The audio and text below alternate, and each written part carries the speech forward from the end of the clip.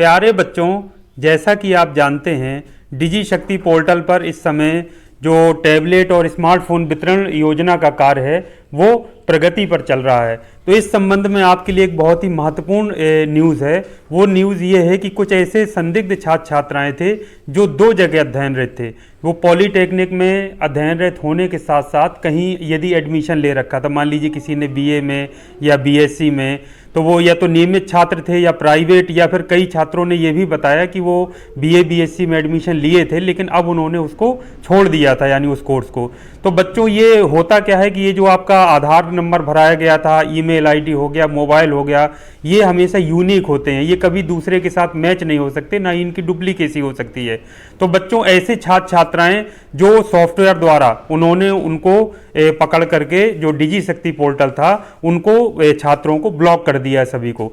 तो सभी संस्थाओं को उसकी सूची उपलब्ध करा दी गई है कि आपके यहाँ से ये छात्र छात्राएं ब्लॉक्ड कर दिए गए हैं। तो किसी संस्थान में 10 हैं, किसी में 15, किसी में 20, किसी में 25, किसी में हो सकता है 1-2 ही हो या ना हो।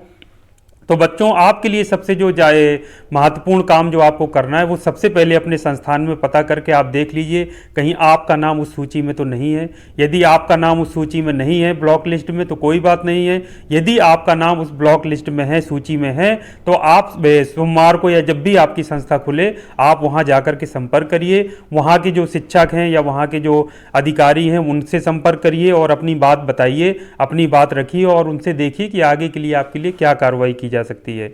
तो बच्चों, इन सब चीज़ों में बहुत ही महत्वपूर्ण ध्यान देने योग्य बात होती है।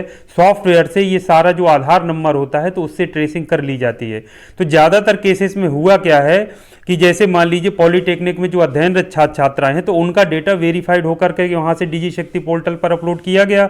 इसके साथ साथ यदि बच्चा कहीं बीए बीएससी में एडमिशन लिए था, पढ़ रहा है या पढ़ रहा था, तो उनका डेटा भी सत्यापित करके उन संस्थानों ने भी भेजा। तो बच्चों, वहाँ पोर्टल पर यह व्यवस्था है कि अगर एक ही आधार नंबर के या दो छात्र, एक ही छात्र का 2 जगह से डेटा आएगा तो उसको संदिग्ध सूची में डाल देंगे कि ये तो 2 जगह अध्ययनरत है और उसको वो ब्लॉक कर देंगे। तो बच्चों, ये आप लोग, यदि ऐसा आपका केस नहीं है तो अपने संस्थान में जाइए, वहां पर उपस्थित होकर के अपनी बात बताइए। और जहां से यदि आपने नाम कटवा लिया था, कहीं छात्रों ने बताया कि सर हम तो नाम कटवा लिए थे, बीए में हमने एडमिशन लिया था लेकिन यहाँ एडमिशन होने के बाद नाम कटा लिया था, लेकिन हो सकता है वो प्राइवेट कॉलेज रहा हो, उन्होंने आपका नाम ना काटा हो, नाम चलवा रहे हो और इधर आपका यहाँ पॉलीटेक्निक से तो भेजा ही जाएगा डेटा, वहाँ से उन्होंने भी आपका डेटा भेज दिया हो वहाँ पर।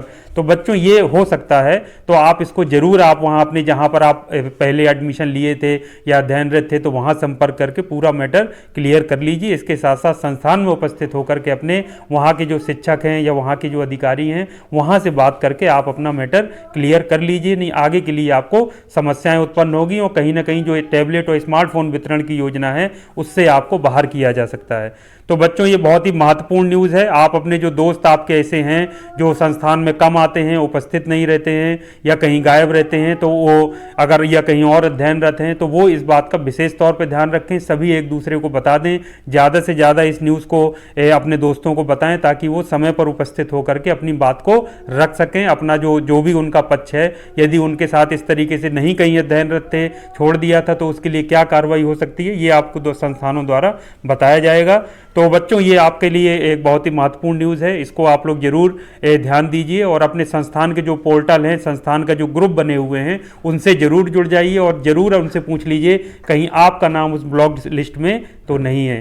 तो बच्चों, आज के लिए इतना काफ़ी है। उम्मीद करता हूँ कि समय से आपको जो स्मार्टफोन और टैबलेट है वो आपको मिलेंगे। तो आज के लिए वीडियो कहीं समाप्त करते हैं। Thank you very much. आपका दिन शुभ हो।